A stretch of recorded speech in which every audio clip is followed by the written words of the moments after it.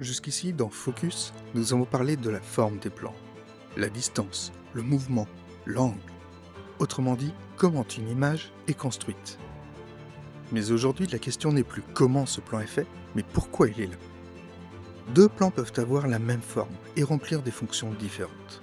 Et deux plans de formes différentes peuvent remplir la même fonction.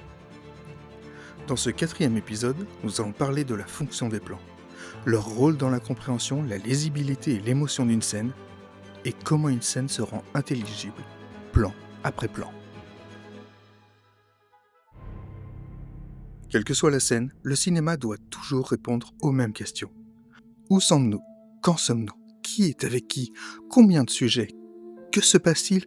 Et qu'est-ce que je dois ressentir? Les fonctions des plans sont des réponses visuelles à ces questions. On ne parle pas encore de style, on parle de lisibilité.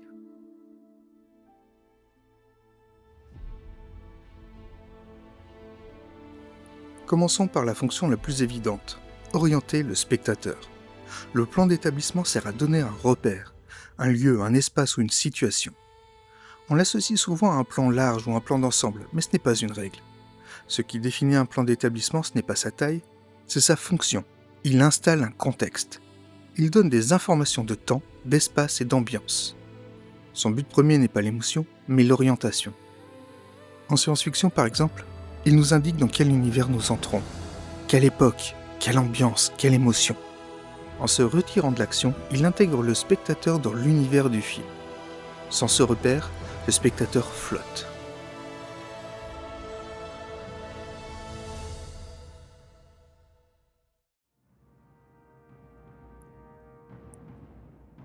Une autre fonction essentielle, souvent mal comprise, est le plan maître ou master shot.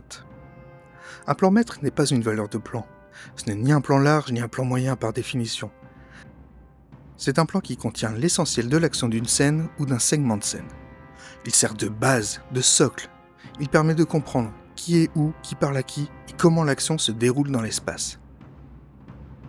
Il a aussi une fonction perceptive. Il donne une vision d'ensemble à laquelle on peut revenir. Beaucoup de scènes respirent en revenant régulièrement au master shot. Historiquement, le plan maître garantissait qu'une scène puisse exister même si le reste manquait. C'était le plan le plus important de la scène, auquel tous les autres plans se rattachaient. C'était la base dans les films des années 30 et 40, avec un plan large qui couvrait toute la séquence. Même si le cinéma des années 1970 a apporté de nouveaux styles de montage et de réalisation, pour apporter plus de subjectivité notamment, il reste un plan important, même si les séquences ne sont plus construites autour.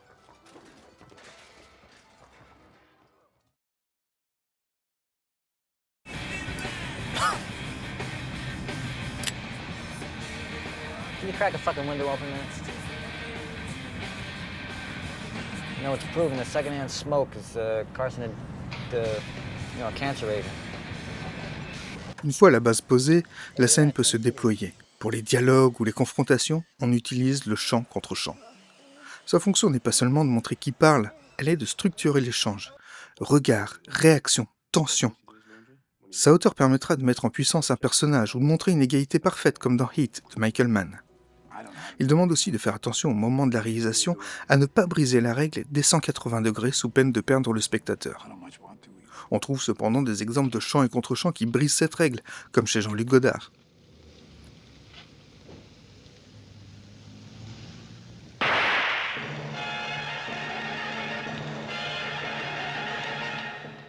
Avec le chant contre chant, on donne au spectateur le soin de s'attacher à la scène en lui permettant de suivre une action complète et linéaire de manière logique.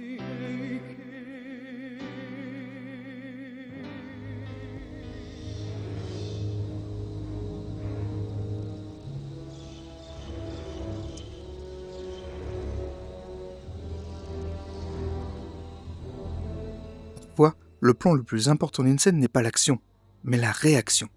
Le plan de réaction montre ce que l'action provoque chez un personnage. Il s'agit de la réaction émotionnelle. Il guide le ressenti du spectateur et intensifie sa connexion à l'écran. On voit beaucoup ce système dans le film Karate Kid, par exemple, lors du combat final. Il permet également de donner des informations sur les personnages et leur rapport à l'action, vus dans un précédent plan. Un regard, un silence ou un léger mouvement peuvent suffire. Si ce plan éloigne un instant de l'action principale, sa fonction reste la même, faire ressentir au spectateur.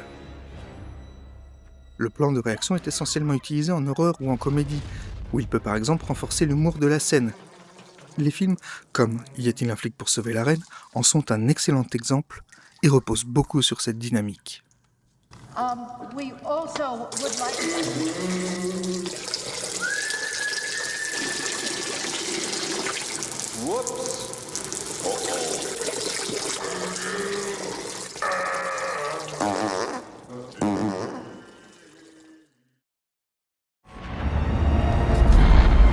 One ring to rule them all.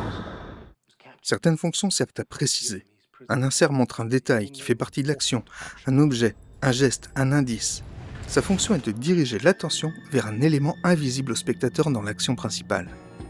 Il mettra en avant un geste discret, un indice visuel ou un changement d'émotion.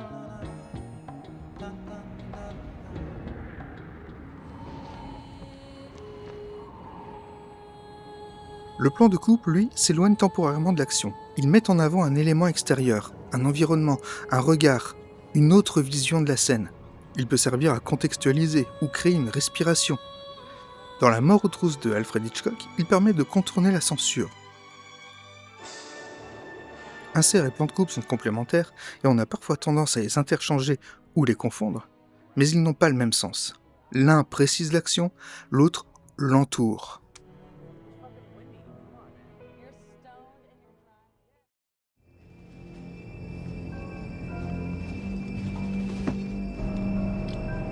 Un plan n'existe pas seulement parce qu'il montre, mais aussi parce qu'il ne montre pas. Le hors-champ, c'est littéralement ce qui est en dehors de notre champ de vision. C'est une fonction essentielle du cinéma. En choisissant de ne pas montrer, le film active l'imaginaire du spectateur. Un plan peut faire exister une menace, une présence, une émotion sans jamais la montrer frontalement. Le hors-champ permet également la surprise, où il conserve le mystère. Ici, la forme importe moins que l'intention. Laissez le spectateur compléter l'image.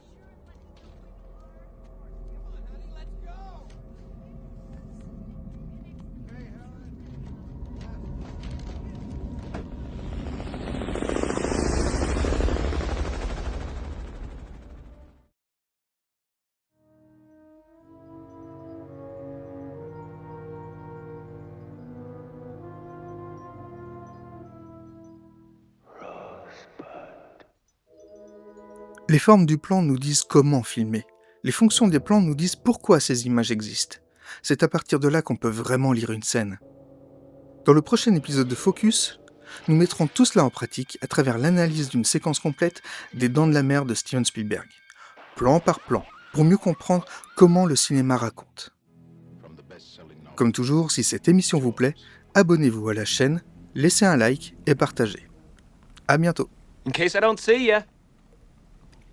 Good afternoon, good evening, and good night.